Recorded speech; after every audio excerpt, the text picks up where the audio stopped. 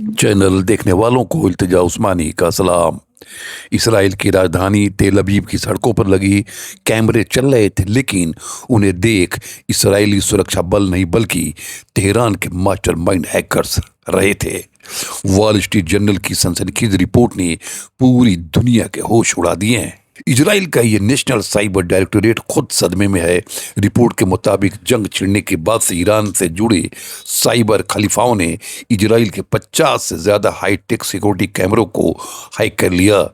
यह सिर्फ डिजिटल सेंधमारी नहीं थी, ये इजराइल की निजता और सुरक्षा का कत्ल था।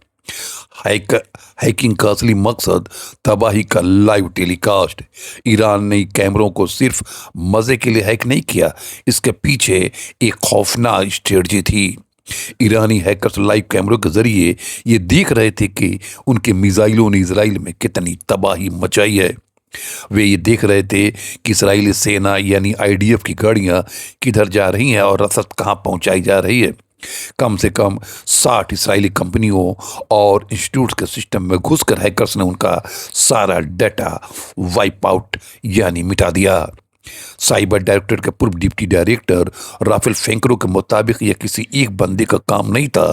3 अलग अलग साइबर ग्रुप्स ने मिलकर इसराइल के डिजिटल अभेद किले में डरा डाली है।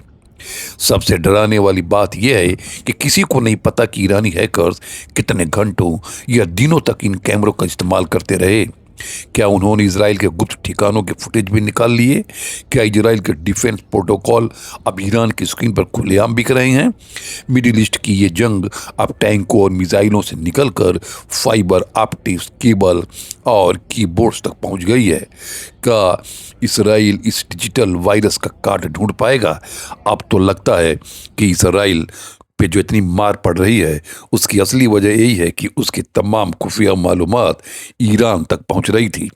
ईरान ने उन ठिकानों पर मारा है जहां पे अमेरिका या इसराइल के खुफिया विभाग के लोग सोच भी नहीं सकते थे।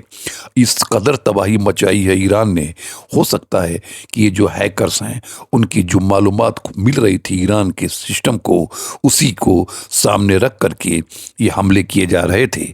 अब ये चीज़ बात सामने आ गई दुनिया की कि जिस तरीके से थॉट, एयर डोम या और भी जो दावे किए जा रहे थे इसराइल की तरफ से कि उनकी मुल्क को या उनके शहरों को कोई भी मिसाइल या रॉकेट आ नहीं सकता, उसको मार दिया जाएगा, वो सब धरा का धरे रह गया। उसी तरीके से जो ये सबसे बड़ी टेक्नोलॉजी और दुनिया के सबसे तरक्की याफ्ता होने का दावा ठोक रहे थे वो भी टाएं टाएं फेस हो गया है। इस तरीके से ईरान ने जहां अपने मिसाइलों से तबाही मचाई उसको पकड़ने में पूरी दुनिया यानी अमेरिका और इसराइल नाकाम रहे। अब उसके हैकर्स ने इसराइल के अंदर घुसकर उनकी तमाम मालूमात समेट ली है। इसी वजह से ईरान भारी पड़ रहा है और इसराइल और अमेरिका के हर उन सेंटर्स पर हमले हो रहे हैं जहां पर अमेरिका या इसराइल ने सोचा भी नहीं था। अगर आपको ये अच्छा लगे तो इसे सब्सक्राइब ज़रूर कीजिएगा।